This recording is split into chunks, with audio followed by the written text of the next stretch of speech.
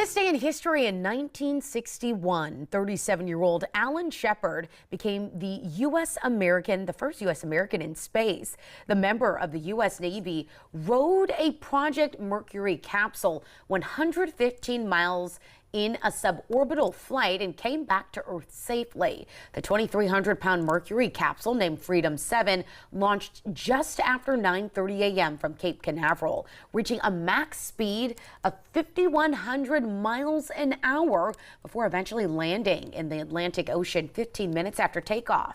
Shepard experienced about 5 minutes of weightlessness and suffered no adverse physical effects from the flight.